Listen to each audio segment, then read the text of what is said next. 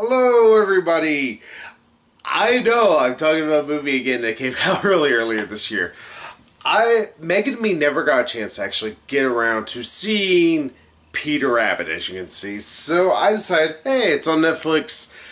I'm gonna check it out. It's one of those movies that some people gave good word about, similar to like Paddington or movies like that. And I'm like, okay, but it's a kids movie. Why are people just like? I just hear nothing but gushing. Oh, it's such a good movie. It's so funny. It's so inventive. Blah blah blah blah. All right. Let's see what the hell this is all about. So I decided to finally sit down and watch Peter Rabbit. Just to let y'all know, I've never seen the Paddington movies. They look bad is a nice way to describe it. I don't even know a good way to describe it, but just bad. They don't look funny. They look very British. And I get it. They are made by British people. They're made by a British company. They're made for the British people. That's fine. That doesn't mean it needs to appeal for everybody. That's the thing, though. But if you are going to try and sell us on saying, hey, it's a good movie, make sure, it's accessible to all. I will give you all a little bit of backstory. I did actually read Peter Rabbit as a kid. Mind you, way back when. Wow, I'm old.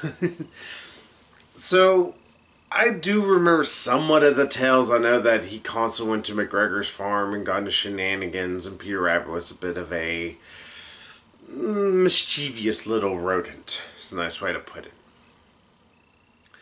So, going into this movie, I was like, alright, so people are praising this. Let's see what it's about. And this movie's not good. I do not understand what the praises are all about. Some people try to say, oh, well, it's a kid's movie. It's supposed to have stupid humor. That's the thing. Follow this logic. Think of Monsters, Inc., the first Incredibles movie. Hell, Finding Nemo, a few others. There is kid humor, yes, but it's inventive. It is still smart in how it does things. It does still try to not just appeal to the lowest demographic at times, which Peter Rabbit consistently tries to do. There's a joke early on about Peter trying to stick a carrot in Mr. McGregor's ass. Why? Oh, I was already like, what? Why is this a thing? Not only that, but what does this have to do with the wholesome tale that was Peter Rabbit? And honestly, that's one of the first issues I started coming across that in terms of the source material, where Peter, he's mischievous, but he's not outrightly obnoxious. He gets into trouble because he's a little bit of, he's a younger rabbit. Here, he constantly gets into trouble because he doesn't have his mom and dad anymore. His dad got caught off screen in a way in this, actually I will say it's a well animated sequence in terms of it's actually just hand drawn. Though it's kind of dark as shit. It's like, okay, well, so you're saying that Peter Rabbit's dad is very, very dead. Also, it's funny that they constantly keep calling him Peter Rabbit. Or his name is Peter and he just happens to be a rabbit. But yeah, so that's kind of dark. And his mother just kind of dies. It's a thing. Never really just touched upon, just said she's dead. And because of that, Peter decides to grow up to be just this ultra obnoxious asshole.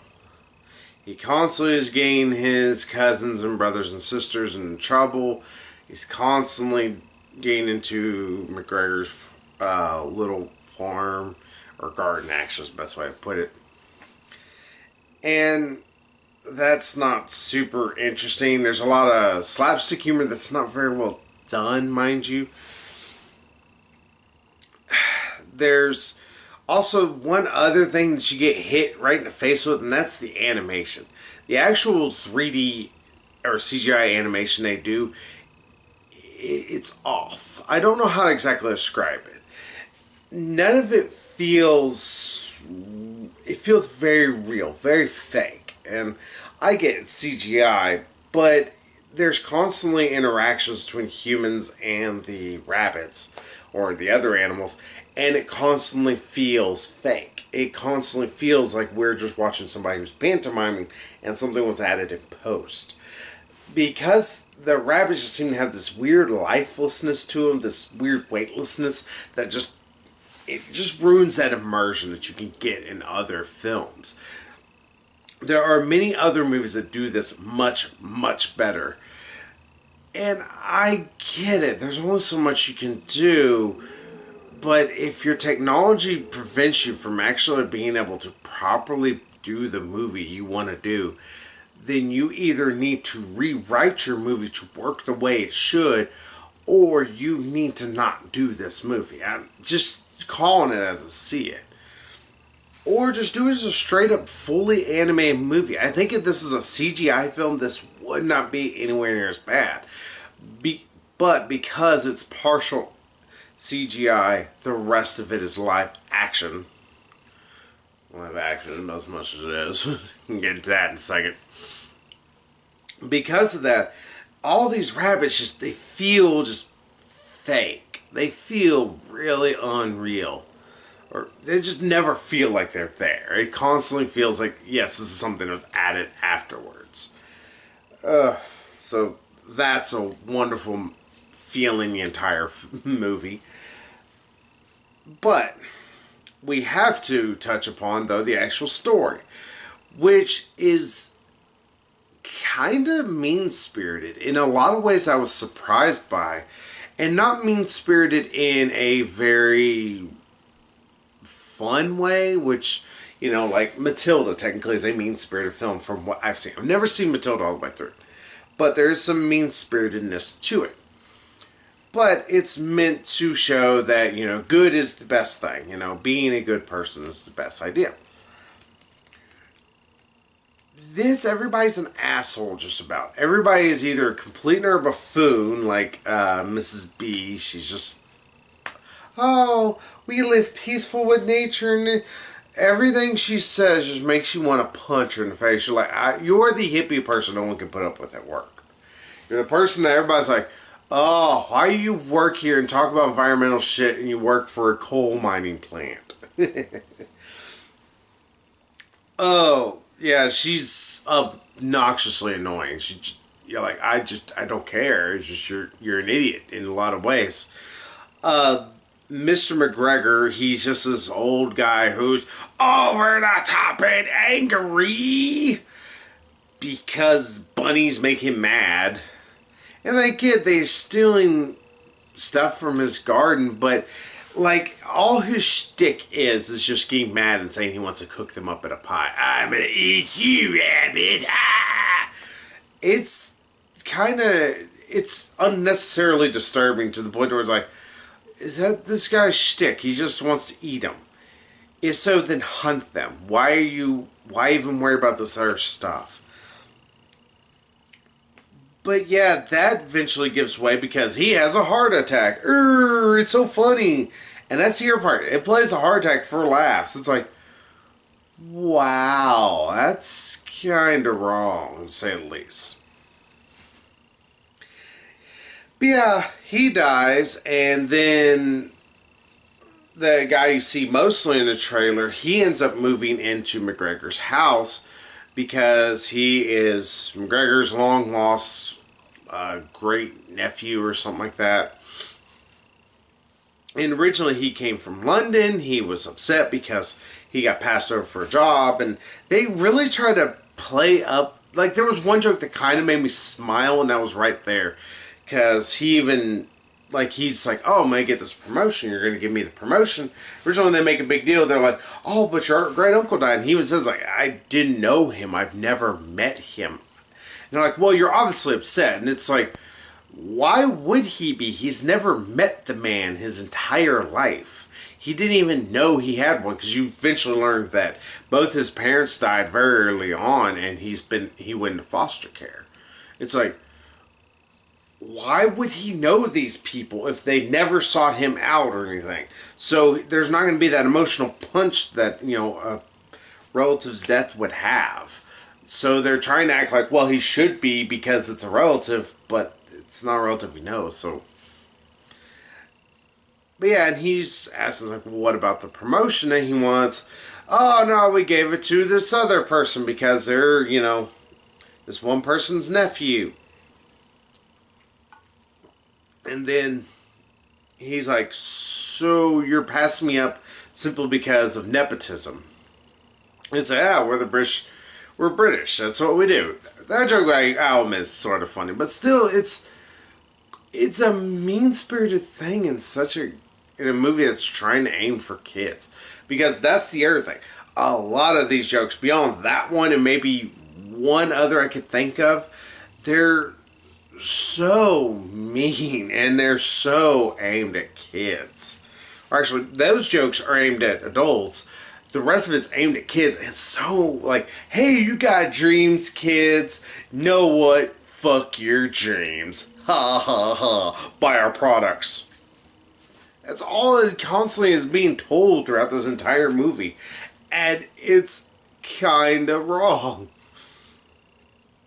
I mean, maybe it's sort of closer to real life, but it's one of those like, hey, you're 5 years old, kid. Guess what? When you grow up, you're going to be terrible. You're going to be a terrible dad. You're going to drink a lot. You're going to beat your wife, and you're going to be a molester.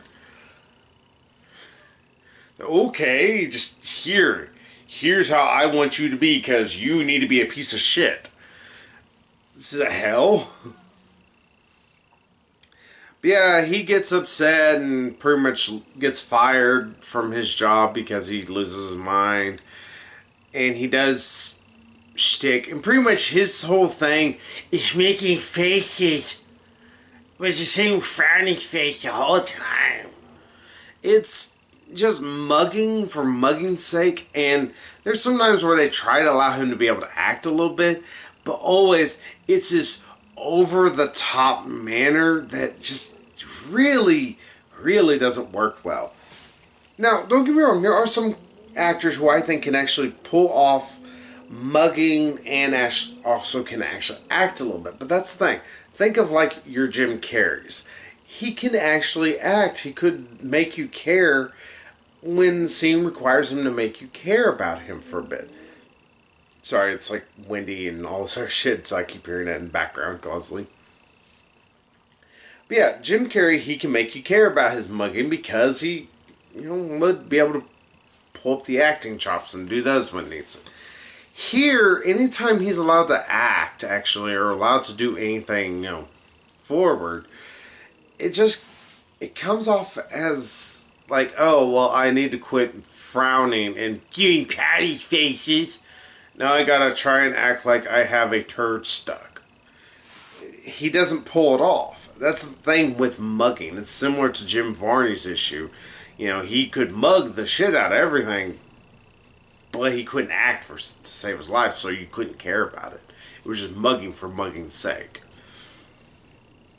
So he eventually moves to his great uncle's place because he learns that, hey, the house is.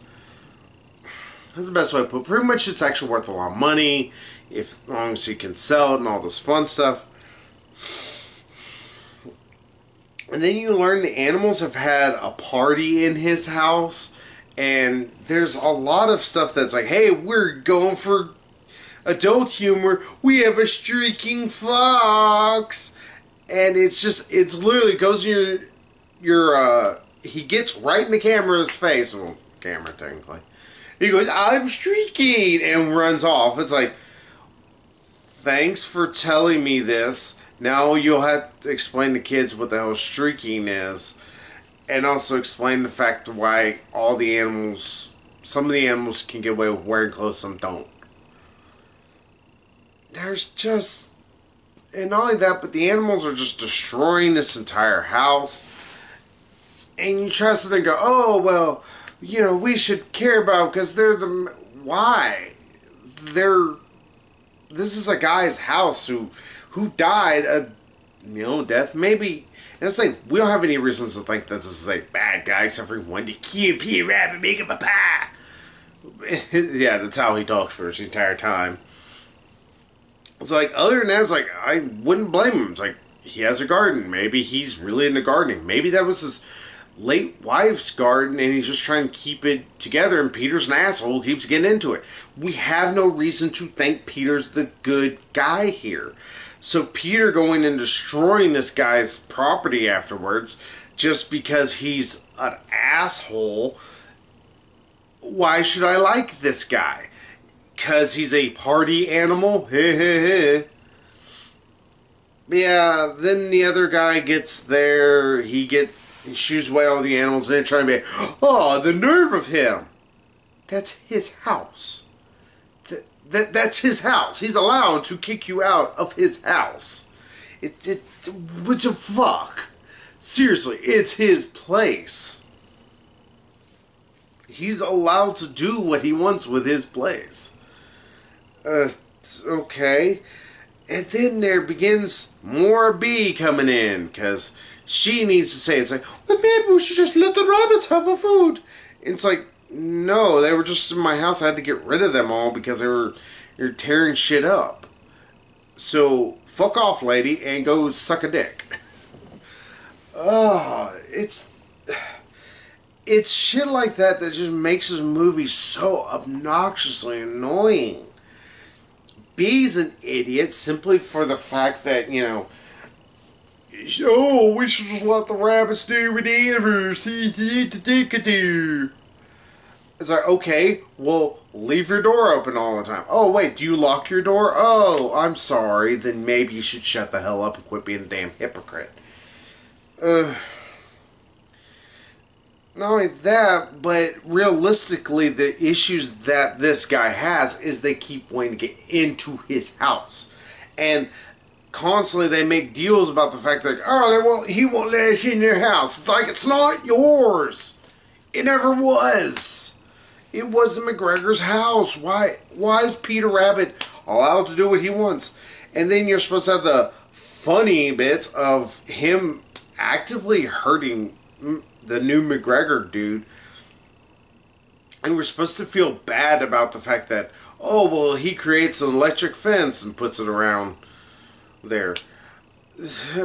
Why is that a bad thing? He is protecting his property from pests. Let's be honest there.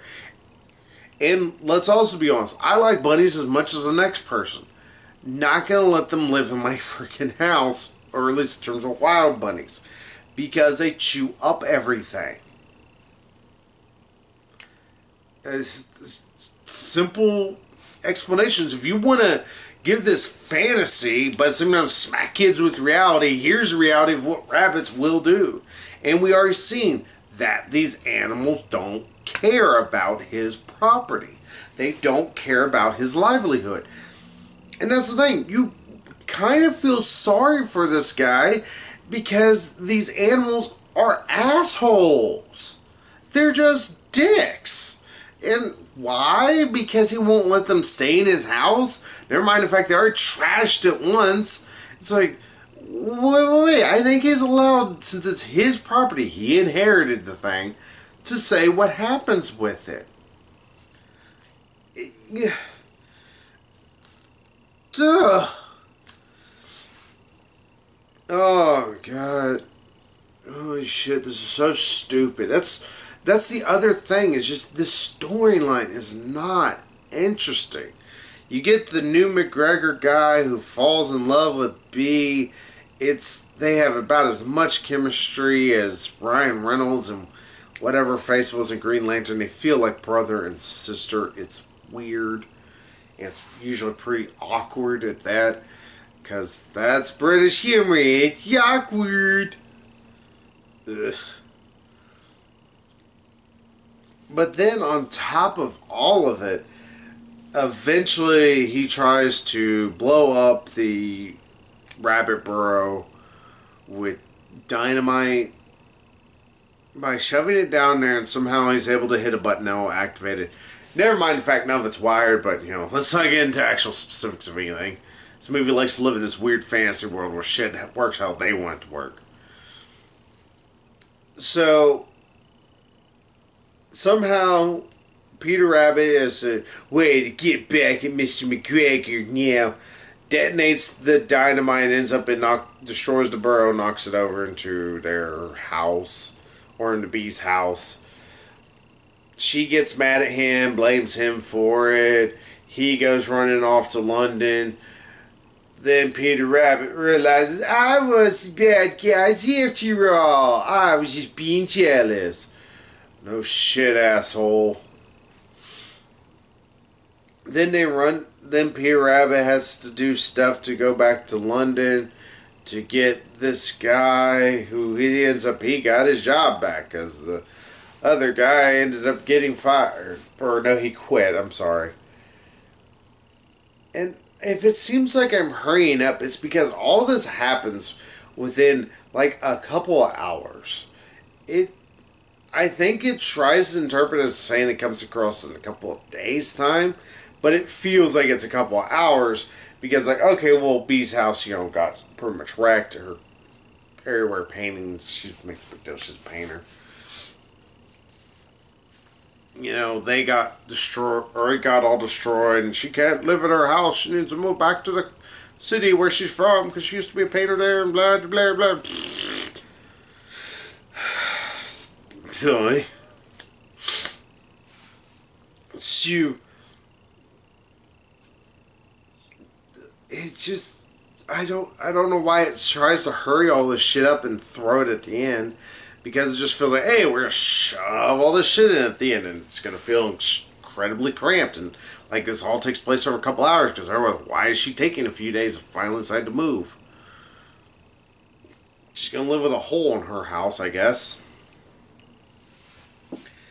Yeah, Peter Rabbit goes to the city. Somehow starts talking with the guy. The guy doesn't act that surprised about it. He's just like, I knew you could talk. At that point I was like, whatever the fuck. Pardon me. They go back, he confesses his love, and Peter explains, like, yeah, I did destroy the house. Though he doesn't talk to Bee for some reason. It's like, you wouldn't talk to the air guy, but you're not willing to talk to her. Stupid ass. And then live happily ever after, fucking the end of the movie. Oh god, Peter Rabbit's so terrible. It's so bad. And what the movie desperately needed is it needed another go through the writing room. You just have way too many jokes that are, like, most of the jokes here, just to talk about the humor, because I gave you the pretty much plot synopsis there, is, hey, let's do this, no, let's do this, no, it's that Ben Stiller shtick he did back in Night at the Museum and all that really made me want to just, like, grab him, shake him, till he shut the fuck up. And it's so obnoxiously annoying. It's like, I don't care what anybody does at this moment. If you all died of syphilis, wouldn't care. Wouldn't shed a single tear. It's like, oh, look, the bunnies are dead. Good. Yeah, that's most of the jokes. There's even like one point where literally they look and wink at the camera like, well, that would be in like a kid's movie. A wink. Thanks, movie, for reminding me I'm watching this piece of shit. It's not even a good break the fourth wall moment like you expect in a Deadpool film. No, it's like in any shitty movie that does that shit.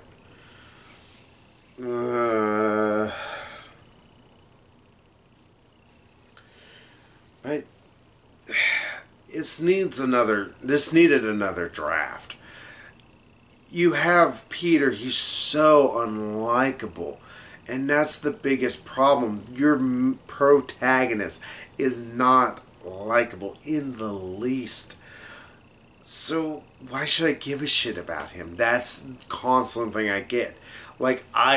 Oh, kill him, please. It would make me so happy. you can't give a flying fuck about any of the characters in this if they're not giving a bad performance like everybody does in this movie. James Corden, Muggy McMug's face. I can't remember the lady who plays B, but she's just a hippie. Ooh. So that means fuck you in British slang or British ways how they do shit. Just oh god, it's just. I guess I gotta give a score for it because if not, I'm just gonna keep getting madder and madder at it. I will give this. This is generous, I think. I will give it a 2. Yes, it seems really nice because it seems like this easily could be a 1. With the one joke I kind of smiled at, I thought was somewhat smart. And then with the actual hand-drawn scenes that were actually really good. That was decent. The rest of it made me want to turn it off. I couldn't care about this. And that's the biggest thing. You can't bring yourself to give a shit about anything that's going on. And it just, you want to just turn it off. But I'm like, no, I'll sit and watch the damn thing. It makes me want to go to sleep. So hey, it's fucking Peter Rabbit. I watched it. It's a thing. I'm sorry I did. I might try some other movies soon. I've been meaning to watch more. I eventually want to try and get to like Red Sparrow. I missed Red Sparrow way back when. I haven't heard good things about it. I've heard it's actually pretty shitty. But I'm up for shit. I've watched some terrible films lately, so why not? So, hey, here's Peter Rabbit. If you haven't seen it still, don't. I wouldn't even say show it to your kids. It's not even worth showing to kids. There's much better films you could show them. I mean, they're going to enjoy them just as much, if not more than this. Say, that's Peter Rabbit. Go Peter fuck himself. So until then, y'all, I will see you all later. So, bye-bye, everybody.